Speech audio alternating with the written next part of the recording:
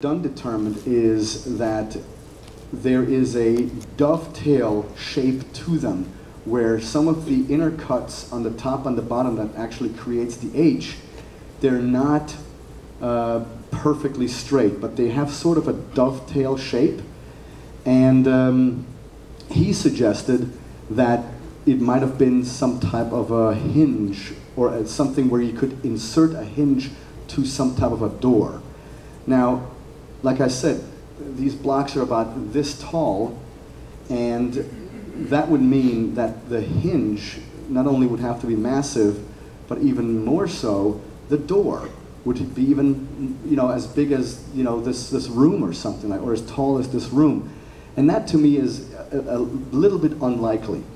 Now, the second theory that was proposed, and it was 100% an idea, it was a theory, and it was not based in fact at all, was what Paul Francis came up with, that he thought the moment that he saw these blocks, it reminded him of one of those launching ramps that they used in World War II on aircraft carriers.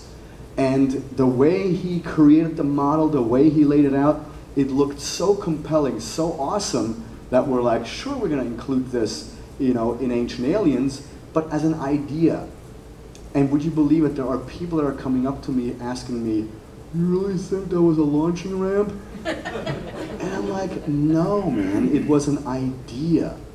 So, and so that's the thing. Now, personally, I've always been of the,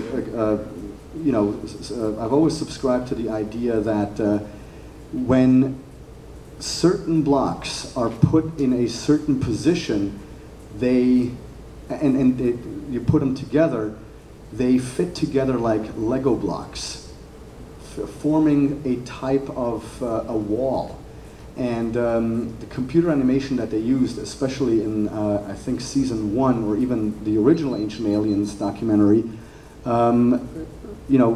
definitely showed that that is a possibility. Now, when we had the little blocks that we had recreated, and we tried to create a wall with them, it didn't work because the T shape on the back, or the cross shape on the back, wasn't centered. It was a little bit off to the top or a little bit off to the bottom, depending on what side you look at the block. And so that didn't work. But I remember that, well, not that I remember, but I know that on some blocks, the T shape or the cross is actually at the center of the back of that, block. And in one batch that Paul created for me of H blocks, the T or the cross was actually at the center. And when I got those blocks at my house, I tried to create that wall, and when that cross thing was in the middle of the back of that block, it worked. So it all depends on, it truly is like Legos, or as I would like to refer to it too, almost like Tetris, where it depends on what angle and how you all fit it together. So, Puma Punku, the answer I've given you right now is nothing else but me rambling, because I love it anyway. To be honest with you, people sometimes, they're asking me for an answer to a question, and I can't answer it, and that's okay, because anyone that claims to have all the answers, if you ever had lectures from somewhere else, not a builder, but if you go to a lecture by an archaeologist or something like that, and if they claim to have all the answers, run for the hills, because nobody has all the answers. And so Puma Punku remains a mystery. Oh, one last thing. I had this conversation with this one gentleman yesterday at my table, and it was this idea that, I don't know how we got to talk about this, and I said, that I think that those rocks have been cut with some type of a sophisticated tool, and in all likelihood, it might have been some type of a diamond drill or a diamond saw, because that is what we would use today. And so then then the question came up for whether or not this might have been cut by lasers. And the answer to that is a resounding no, because that's what we tried to prove actually in that episode of Ancient Aliens. And unfortunately, the writers didn't relay the point as it was supposed to be relayed, and that is the fact that those blocks, any of those ancient blocks, were not cut with lasers. Because what happens is, because of course, you know, at Puma Punku, all those stones are so incredibly precise. They're so incredibly smooth that, you know, you see something like this and you're like, oh yeah, it's got to be lasers. And I myself, while I've never truly embraced the idea that it you know, was lasers, whenever the question or the theory was brought up in a Q&A or something, hey Giorgio, what do you think? Could it have been lasers? I would always say, hey, yeah, that's a great idea. I'm just not going to say that, you know, they had ray guns with which they carved these stones, because, you know, that's a bit too far out there for me, even for me. So, so long story short, when we were at that metal shop in Danville, Illinois, that's where Chris Dunn has his factory, because for years he's been telling me, oh yeah, no, Puma Punku, nothing happened there with lasers, and I can prove it to you, and blah, blah, blah. And I'm like, okay, whatever. But that day, when we were in Danville, he actually had a piece of Puma Punku rock that had 3 sides to it. One side is where it was actually broken off. Then one side was the old smooth surface of Puma Punku, and on the other side, he actually had already prepared that piece of stone where he actually cut a piece of it off with a modern-day diamond drill or a diamond saw.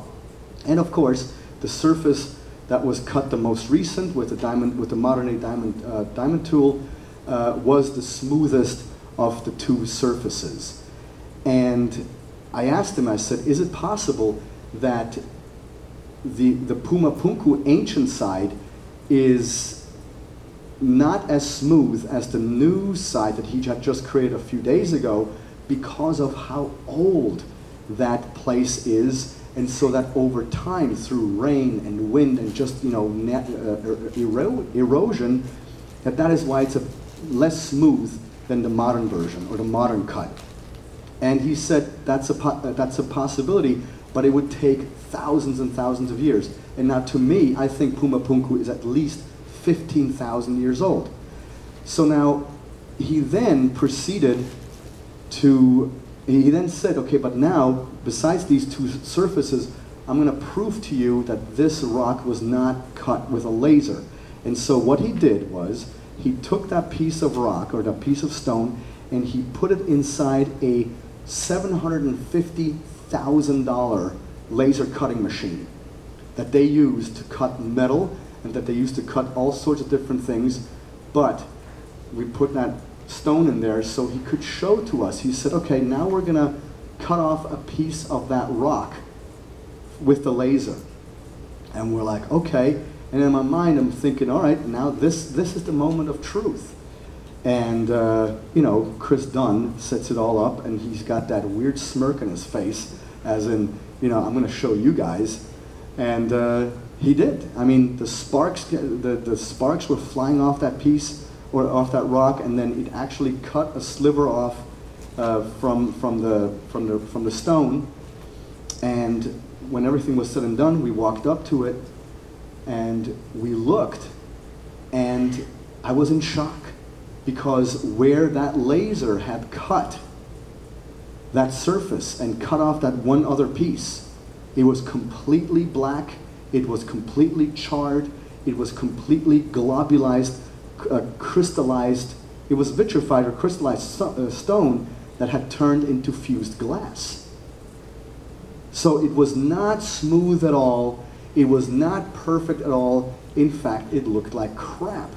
And so, you know, and so therefore, right there, I had to, I mean, right in that second, the whole laser idea out the window.